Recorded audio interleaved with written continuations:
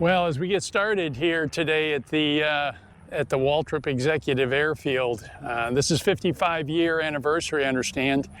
We're going to start at this point and probably end at this point as well. Get down and see some aircraft, talk to some folks, hopefully we'll get to talk to Larry Waltrip himself and hear what his vision was with the airfield some 55 years ago and how he kept it all going. So stick with us. We're going to have plenty to see and plenty of people to talk to as we visit with those here at the airfield. Hope you enjoy the sights and sounds.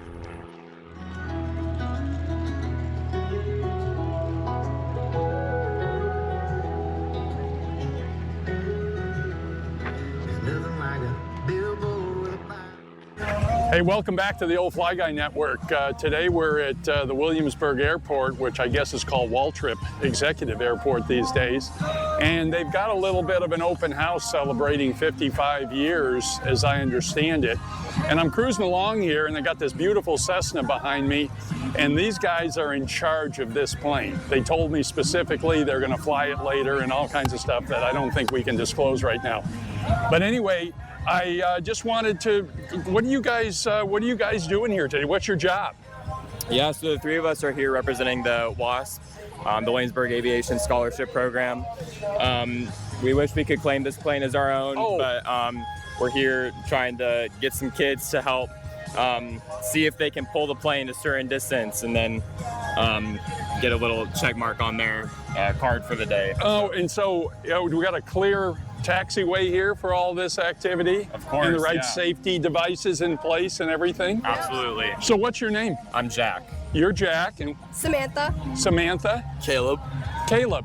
So how long have you guys been, Samantha, how long have you been in the program and what's your target to be flying solo? So the WASP program started in July and it funds 50 flight hours for each student who was selected. And there were 15 students selected for this pool, which is pretty cool. I'm working on my solo right now, but these two have already soloed, which is pretty cool. But our plan is to get our private pilot's license by around the March-April timeline. March-April. And so Caleb, I hear you're already soloing, huh? Yes, absolutely. How many hours do you got? So I have about 20 to 25 right now. And soloed 2 weeks ago. So. 2 weeks ago. Yes, sir. Sounds like fun. Yes, very fun. I soloed in 1976. Really? Oh my God. So that's a few years ago. But I'm still learning every day. So where do you guys go to school? So I'm homeschooled and they go to public school. I go to Grafton High School. At Lafayette High School. Lafayette High School, okay. So it's kind of warm out here today. You guys taking all the appropriate precautions, staying hydrated? Yes, sir. We're using this wing as shade. That's right, under the wing. Like I said, it's a beautiful, this is a 172K because it's right on the side, 1969. So that's probably older than all three of you combined. I would say. Pretty good for a Cessna. Yeah, I would say it looks really good. Paint is immaculate. Well, anyway, I wanted to stop by. I saw you guys are doing a great job. Looks like a heck of a lot of fun out here today, and I wish you the best. I hope we bump into you figuratively on the taxiway out here in the near future as you accomplish your goal of being an aviator. Awesome. So best of luck. Thank you very much. Thank you so much. I got another stop here today, and I see the Newport News Police Department is here, and they have got some serious hardware when it comes to some drone work. So I thought I would stop here, and Mr. McDonald here from the police department is, I guess he's in charge of operating some of this equipment. So what do we got going here today? Hey, how you doing? My name is Officer McDonald. I'm with the Newport News Police Department. I'm part of the drone team. All right. So what we do is we respond out to help out TOU, our Tactical Operations Unit. We respond out to help the crash team. So specific uses, specifically like we help find missing children. We can send a drone up and we can search the area to help find missing children. With that, we can use like thermal imaging, just different sensors and different cameras in order to help us accomplish the goal of getting someone safely home. Wow, wow. So I guess the ones I've seen in my career are these little bitty ones. What does this big one here do? Yeah, so here at Newport News, we use DJI drones. This one right here is the M300. I'm going to get over here so you can point to it. Yeah, so right here, this is the M300. This is the biggest drone right now we have in our fleet. We're able to fly 30 to 45 minutes into this drone. As you can see, what we call payloads are just camera attachments that we can put onto drones. So we have at least 2 different types of cameras. This one is our daytime camera. It has our thermal capabilities on it. We also have a nighttime camera that has a bigger sensor inside the camera that allows us to see better at night. So you can put different equipment on this to find people in the dark, or Yes. heat imaging, or thermal imaging? Yes, correct. And there also have been use cases, we haven't done it in Newport News, where you can attach like a flotation device to the bottom of the drone. And when you fly over someone who, let's say, since we live by the water, Right. Is drowning or something like that, we can drop that buoy or drop that life flotation device so they can hold on to that device until someone can get to them. I was wondering if you could pick something up with this. I don't know what's the payload. What's the most you could pick up with that? So for this drone, we could not pick up a person with it. Oh, right. But there are bigger drones out there that do have that capability of carrying individuals. This payload, our max is probably like 10 to 15 pounds or so. It varies. We don't use it in that intensive capability, but we just usually mostly use it for overwatch for our tactical units, search and rescue. We can also use it to help watch parades, events. We do overwatch for those. So if there's ever an issue, we can fly straight to that situation, and the command on the ground, the police commander and fire commander can know what's going on. Communicate with them. I think the technology must be changing so rapidly, and the things you can do with this equipment now for life safety type events that you're talking about. 100%. Yeah, there's also other types of drones, specifically police, what we call as a drone as a first responder. That equipment is new, it's coming out. Newport News is looking into it. What you do is you place like a drone that's in a docking station on top of a roof, and whenever there's a 911 call come out, if it's a major call, that drone will automatically launch from that docking station and go straight to the scene. I thought Amazon was just doing that to deliver packages, so apparently you guys are in the lead or following them, but Exactly, I got to believe that what this equipment will do and get into a scene even maybe quicker than an officer could in a piece of equipment, a car or something like that, is really something. You don't have to put people at risk and all those things. That's and you true. can know what's going on before everybody else does. And so how often are you called out?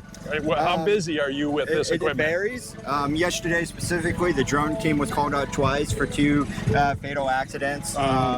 So it varies depending on the needs of what's going on, but sometimes we've gotten called out to at least 5+ calls in a week. So okay, so you stay pretty busy. Well, thanks so much for just taking a minute on the blink here to give me a little download and share what's going on here. Really, really cool stuff. I know you guys are putting it to use, and thanks so much for your service and everything you do. Thank you, sir. Have a good one. So here we are again, old fly guy, and this time I bumped into Larry here, and we're at his, what do we got here? This is a Silverlight Aviation gyroplane. Gyroplane, Yeah, okay. that's what the FAA calls them. You hear called gyros, gyrocopters, quite a few different things. Okay. I usually say gyrocopter because people understand the blades. Okay. So I saw you come in this morning. I just got on the ground myself and saw you come in, and you make a little noise, but you kind of come right through, and you look like you're in total control of what's going on with this thing. Yeah, they're very stable aircraft. I mean, if you can fly a fixed wing, you can fly one of these. It's about a 15-hour transition from fixed wing into Really? aircraft. Yeah. Okay. And so what do you, obviously open cockpit, you need fairly good weather in most cases, you want, I would think? You don't want to fly in rain, obviously, but I fly this thing in 35-mile-an-hour winds. Okay. Which keeps a lot of aircraft on the ground. If it's in Florida this spring, it was 35 miles an hour, 90 degrees the runway. And we just came around and landed on taxiway into the wind. It literally hovered and set it down. Really? Yeah. But So, it's real stable. where do you come from? Where do you hail from there? I'm in Chesapeake, Virginia. Okay. Yeah. I have a hangar up there with a friend of mine. Okay, and what do you use this for? Then you have some fun with it, and it's 2-passenger. You get out. What do you do with it? Yeah, right now it's just recreational. Okay. Just a lot of fun. Try to fly 2 or 3 days a week. This spring I am going to finish up my CFI, so I'll be able to teach in it. It's got the instructor package in the back, so it's got full controls back here. And you're going to teach out of Chesapeake, you say? I am. Yep. I'm going to have to look you up if you say that might be some fun to be a different. You say it's a little different flying experience. It is. You kind of look like I said. You come in on approach. You looks just like an aircraft. Obviously, it has a little different look, but you seem to approach it the same way. It is. It's real similar. Taking off, the procedures are different, but you've got to manage the rotors. But once you're airborne, it flies like an airplane, except easier. You don't have adverse yaw, so you can fly with your feet flat on the ground. You don't have to touch the rudder pedals unless you want to, but you can have fun with the rudder pedals because you can jam the rudders over hard and spin it practically on a dime. How long have you had the aircraft? I've had this one almost 3 years, and then I built a single-seater before this one. Okay, so you've got some real serious hours if you're flying a couple times. Yeah, about 300 hours in this one. Okay. And what's next? Is something after this, or is this going to keep you busy? This will probably keep me busy. I've got so many other fixed-wing aircraft I've flown. I really don't have any desire. Right. This is just so much fun. What did you do before you got into this? What did you keep yourself busy as your day job back in the day here? I was working for the government. I'm retired Navy, and then I'm retired civil service as well. Okay, great. Spent a lot of time in buildings and no windows. That kind of stuff. Well, that's really, really cool. Thanks so much for taking some time. And once again, what's the name of the aircraft? What kind of is it? This is Silverlight Aviation. It's an AR-1 gyroplane, and they're built in Zephyr Hills, Florida. Okay. And they're still in business. It's one of the few American-made gyros. There are a lot of that come over from Europe, but this is one of the few American-made ones. Okay. Designed and built right here in the U.S. Okay. Well, great. Larry, thanks so much for taking a little bit of time and showing us your gyro here. And I'm sure you've got a lot of people. In fact, I see them all around us here waiting to get in to have a word with you. So I've been to shows and had people actually swarming me before I even shut down. Well, you draw a lot of attention in a good way. It's different. Good. Thanks so much. Have a great day. Oh, me too. Yeah.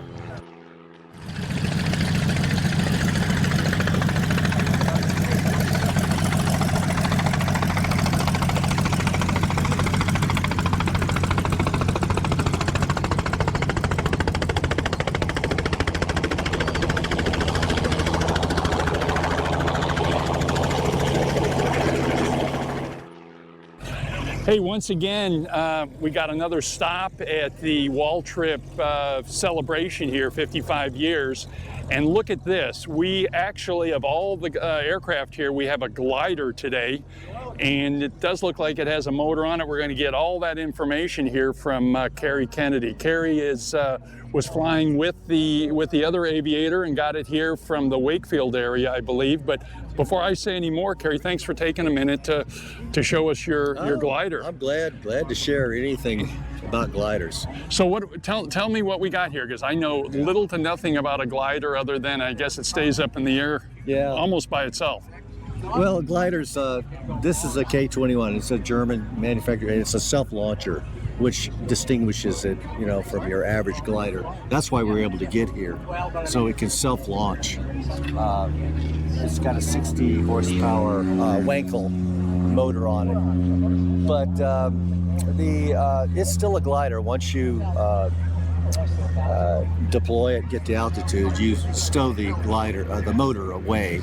Okay. And you resume gliding again. They make this K-21. They make many of them without the motor. Okay. The self-launching component has become, I don't know what the word is, fashionable in the last few years. The convenience. We wouldn't have been here without a self-launching motor. To get here with a glider, we would have had to have a tow plane.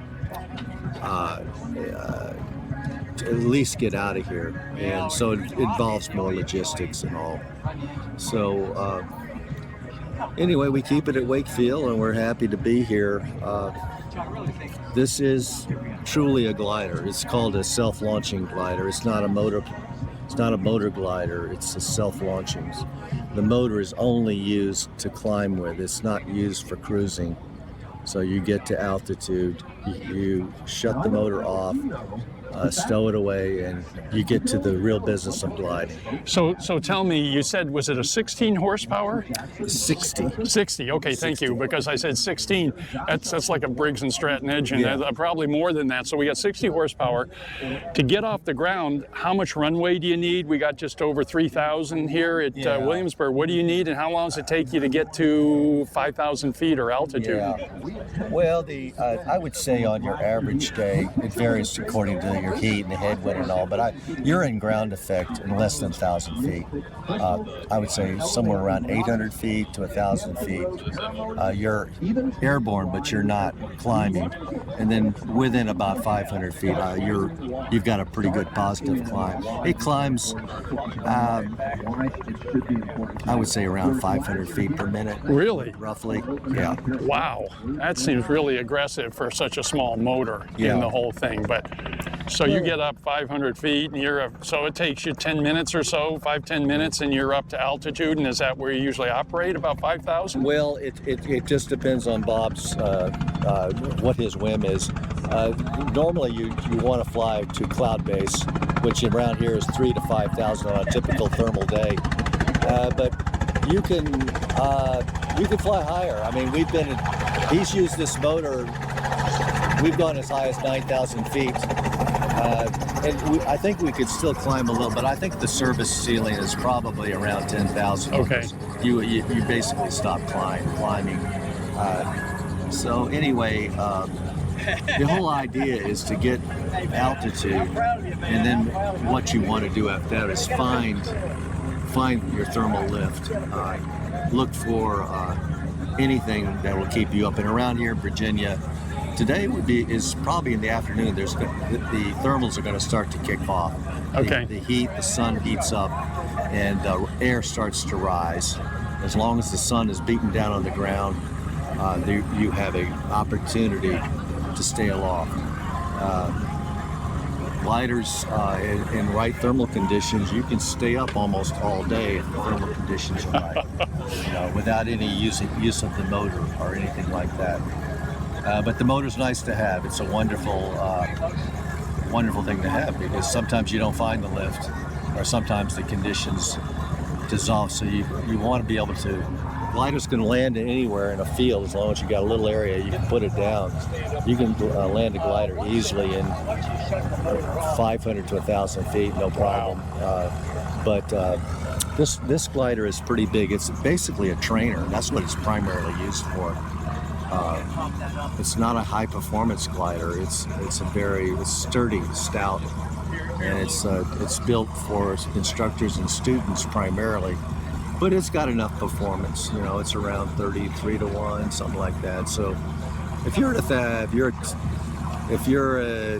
for about every 1,000 feet, you can glide for about 5 nautical miles, roughly. Wow. Something like that. Great.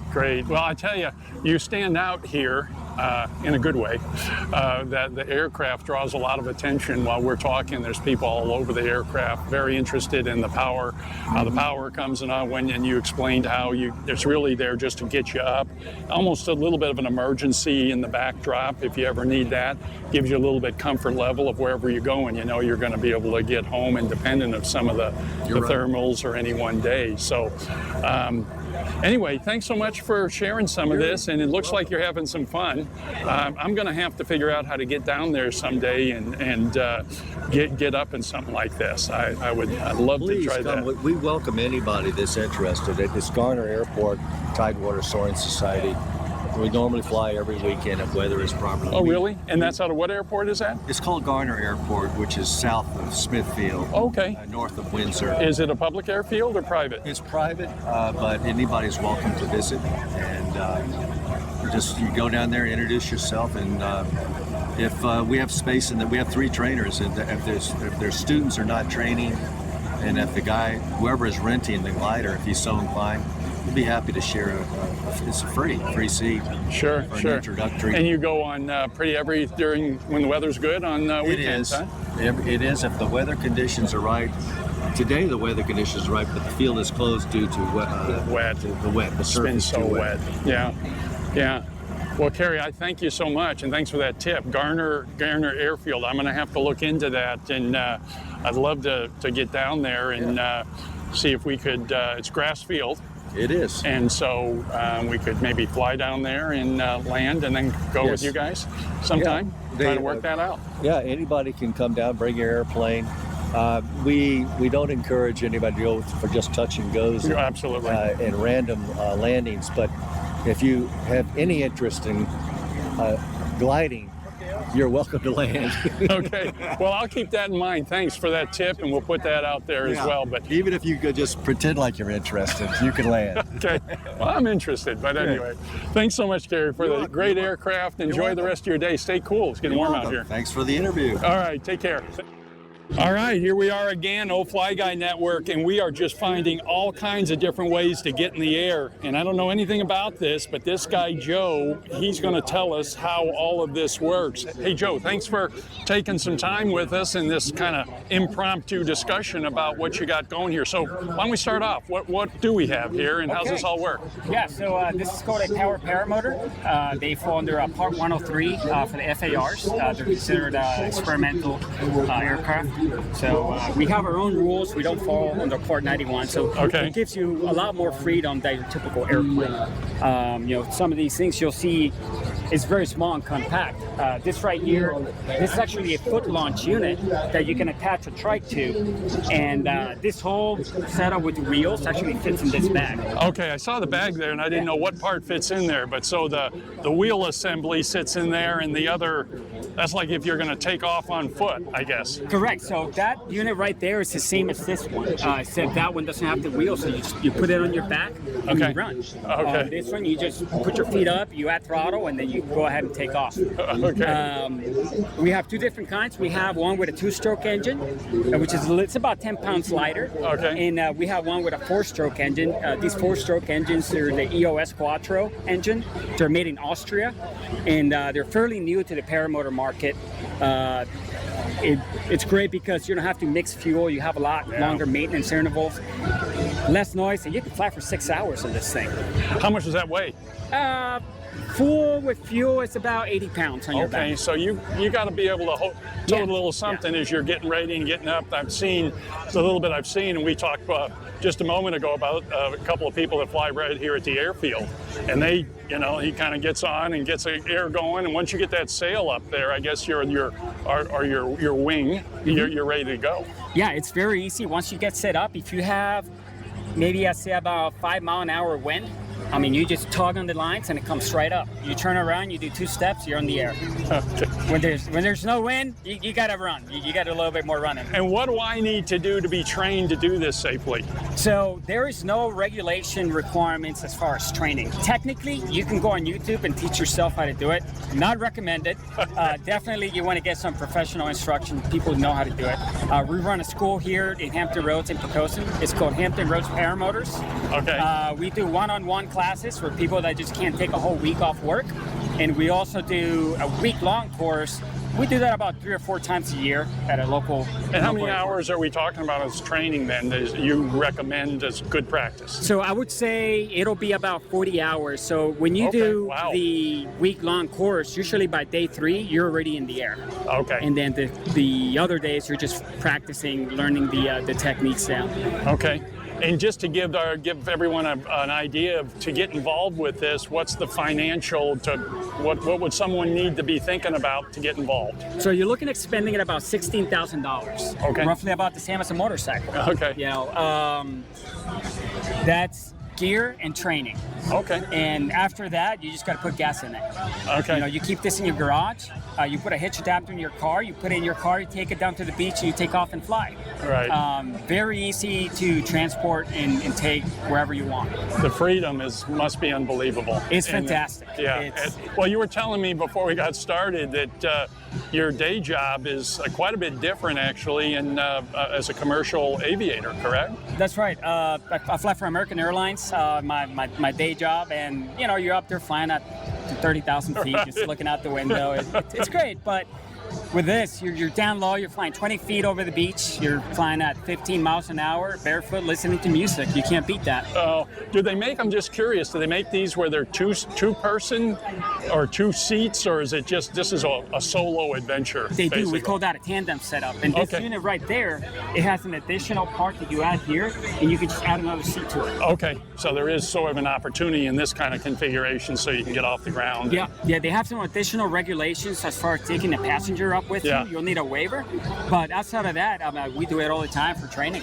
Are you going to get up today at all, or have you been up? Yeah, no, it's a beautiful day. The most restricted part in this is the winds. And today, there's no wind at all. I know, so it's a beautiful day for landing. Yeah, we're going to go out there and do some flying and show people what it's like.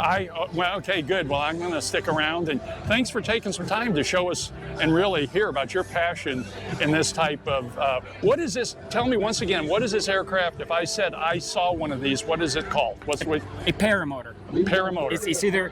It's called a paramotor or a powered paraglider. Okay, very good. Well, it's been a pleasure talking to you, and clearly you have a lot of passion about it. And I sure do.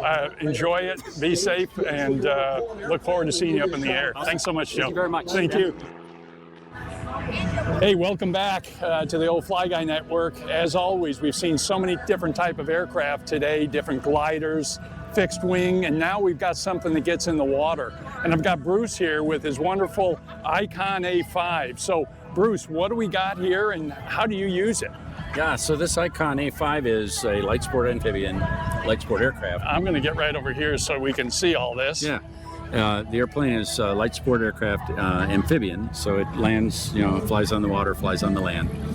The airplane was developed back in the, I'm going to say starting about 20 years ago. I've had this airplane since 2018. Okay. I flew it home from the factory in Vacaville, California.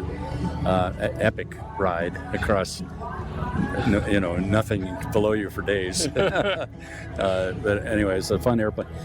The reason that I own the airplane is twofold. One is that I was when I was involved in NASA research for many decades down at Langley Research Center in Hampton, Virginia, in creating and directing the public-private partnership that developed a lot of these technologies that are in this aircraft. Okay.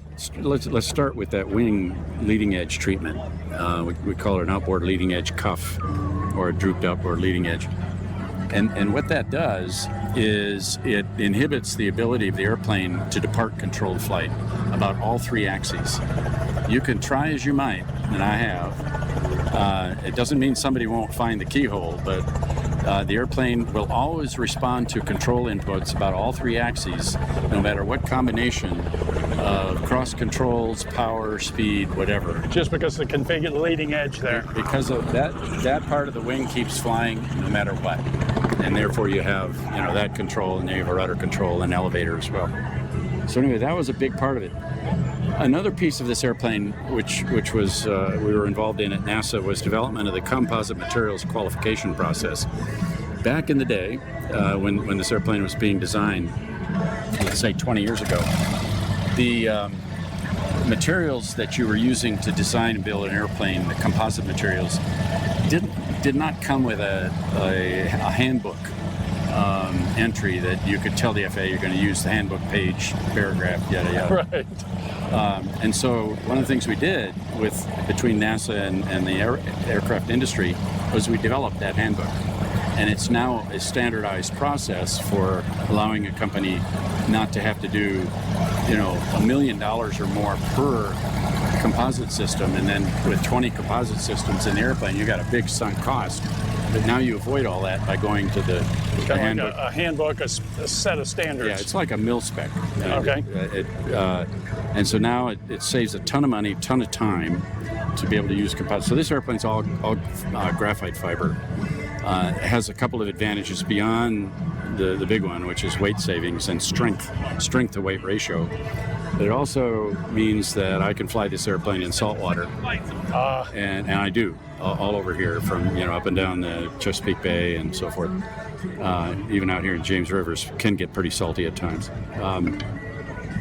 And so I come home and I rinse the airplane off, and there's a product that boaters use called salt away. Okay, and you're just like cleaning your boat I'm to a just- certain degree. Yeah, exactly. Well, in fact, whenever it's on the water, it is boat. So, Right. Yeah. So the materials in the airplane are fabulous. I mean, some of the other features that the airplane has that we worked on at NASA, the idea of a single lever power control, rather than having all of these, carburetor heat and mixture and prop. It's all built in. I saw it It's there. all completely integrated into a full authority digital electronic control. There are digital systems. One of the other big features of the airplane is this angle of attack display. The reason, and when you're ready, you can go ahead and film inside the cockpit too. But the reason I've learned, I'm an ICON authorized flight instructor, and what I've learned is that and people have learned this long before I did, that the angle of attack indicator wipes away all the head math about center of gravity and weight as it affects speeds that you need to fly, whether it's best glide speed when the engine quits or best climb angle or rate. All of these are now built into that 1 meter. You just put the airplane on the line for what you want it to do, And you're done. and you're done. You're just done, and it makes it an extremely forgiving airplane. As long as you, and there's one caution I teach people who ride with me, who are learning about the airplane, flying the airplane, is that while the airplane will not depart controlled flight, you can depart control of energy. And what it means is that if you get slow enough and are descending fast enough, you don't have enough power in the engine to recover before you touch down. Okay. Right? The angle of attack indicator wipes all that away. Okay. Just follow the needle, right? Okay. So that's a big deal. The so-called glass cockpit that we have Right. in here, we started that work back in the early 90s, late 80s, early 90s at NASA.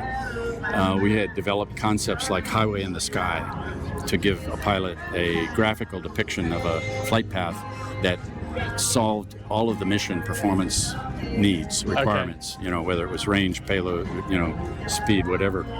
And so you'd follow that highway in the sky, so to speak. Well, that morphed into what we now see in virtually all general aviation products, Right. which is glass cockpits. So that was a big part of it. The other piece of this story, which has been a real winner for me, is this Rotex solution. This has got a graphite fiber propeller, and it's not stainless anymore. I've got a new propeller, 4-bladed, that has better performance than the production propeller Right. that came on the airplane with titanium. So it's a lighter propeller, higher performance. It also has dual electronic controls, which is what lets you have this single lever power control. Dual everything. Dual water pumps. It's a water and air cooled engine. Dual fuel pumps. Dual mufflers. It's fuel injected. I mean, this is an amazing technology airplane. Well, I got to say, I've seen you on the tarmac a number of times going out here in one of the 172s from the flight school. Yeah. And I've been fascinated. This is just not only a great opportunity to hear about the aircraft, but to meet you and see what you got going here. Because maybe one day I'm going to have to sneak a ride with you. I'd love We'll to. work it out. We'd love to see how all that works. And you've had this since 2018, brand new. Right. And you use it just primarily for your fun and games? Well, I have an authorization with the FSDO in Richmond, FAA Flight Standards District Office, to provide currency experience for their ops inspectors. They have to fly occasionally all of the airplanes in their region. So I'm their guy for the ICON. So I've done a little bit of that.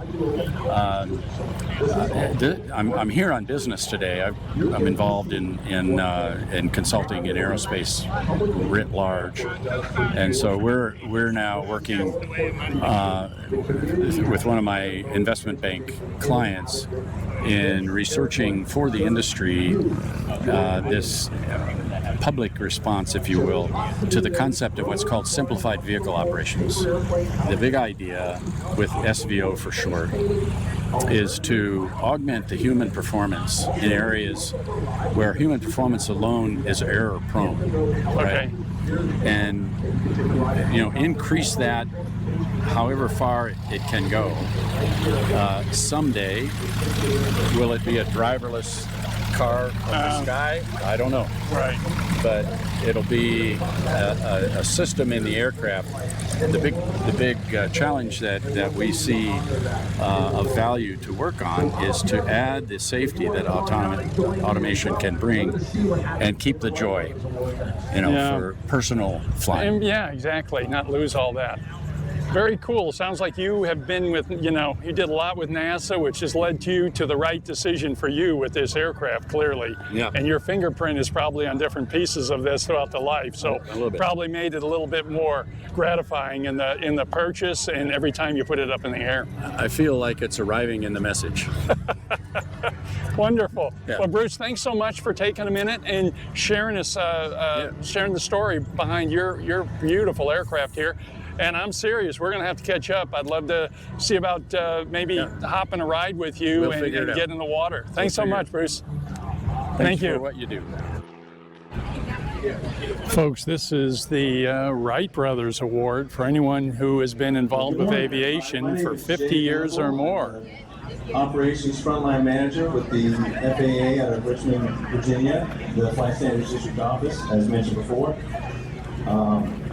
Today we're here to honor 3 people to receive the Wright Brothers Master Pilot Award.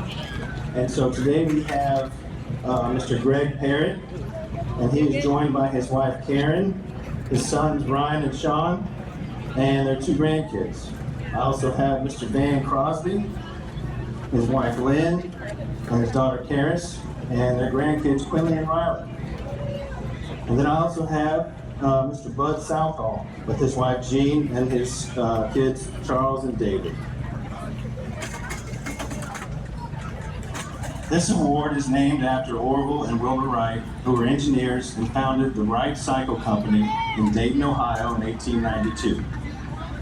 While the bicycle business sustained them, they began to experiment with kites, gliders, and other flying machines, always with an eye to creating a powered machine that could one day carry man aloft.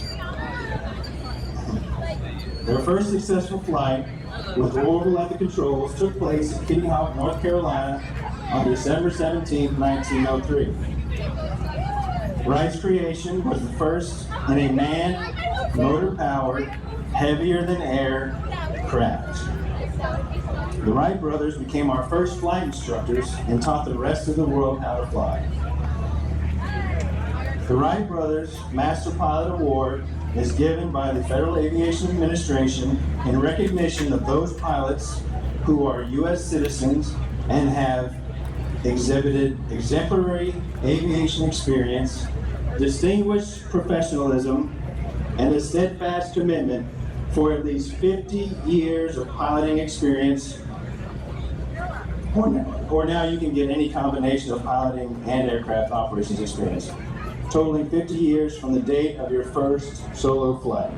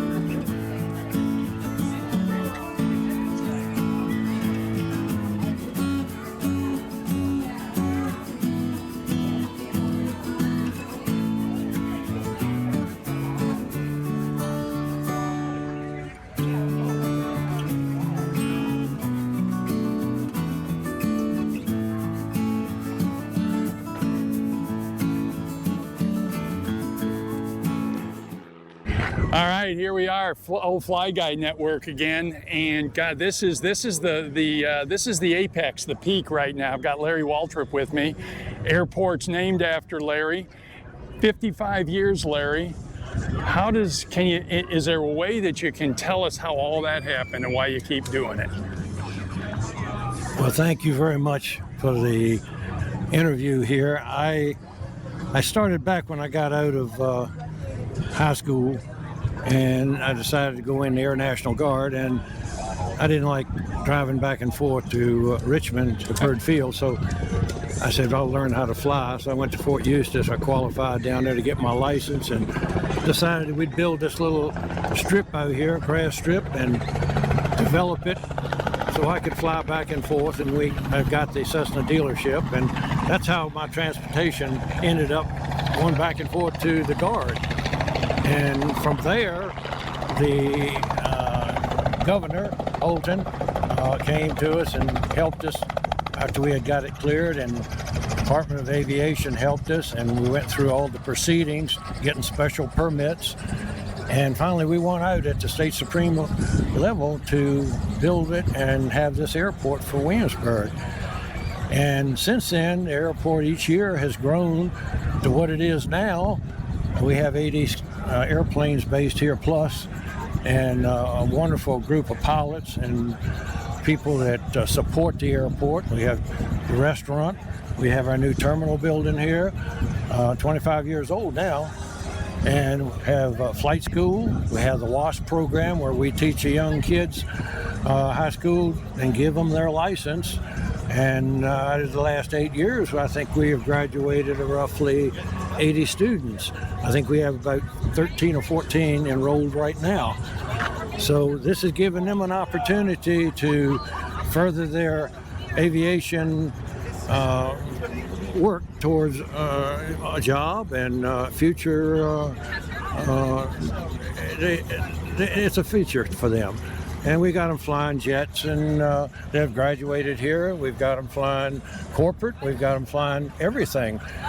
And I'm mighty proud that we were able to do that for the students here around the peninsula. And this is all done by donations, and we're very proud of that, coming from the Williamsburg Jamestown Airport, which now has been renamed as of 2024. It's now Waltrip Williamsburg.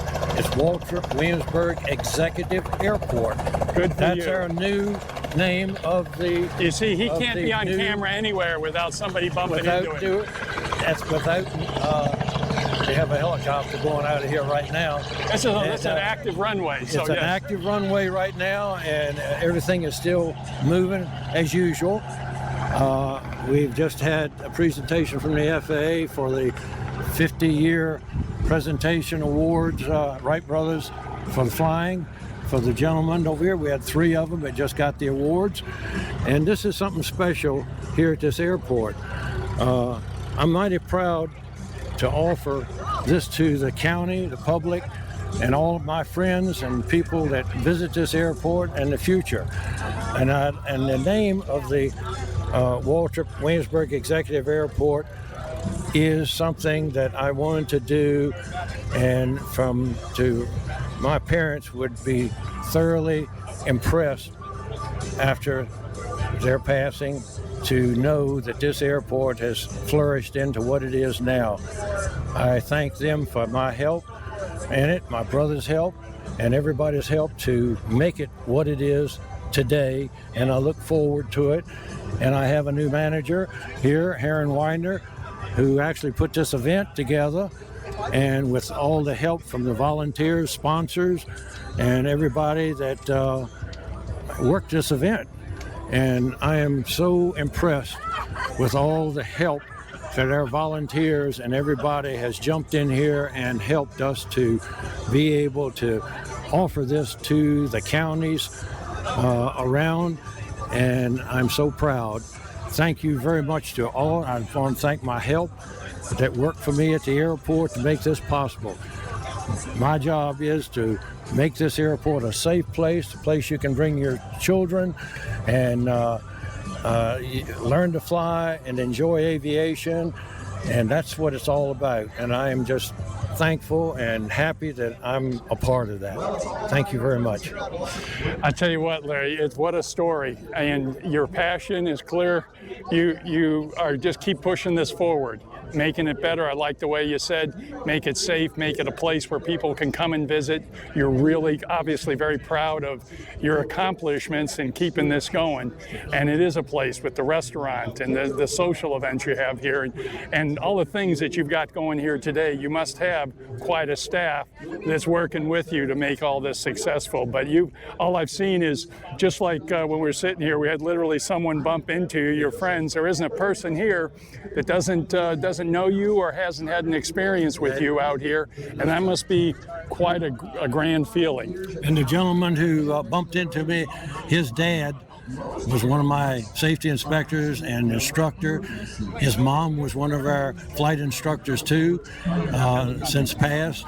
And I have so many people that have come up to me that really I haven't seen in a long time, in 50 some years, that they recognize them, but they sure remember this airport because that's where their start came from. Well, it's been a really wonderful event here at Waltrip Executive Airfield today in the 55th anniversary. Had a great time, got to talk to a number of different people. We saw all kinds of different aircraft. So hats off to Larry and his team for keeping the airfield going and growing over the years, and I know I'll get to take advantage of that, and I hope anybody that gets a look at this might stop and have fuel up with Charly over there, or go to Charly's and have something to eat. Great place to stop and visit.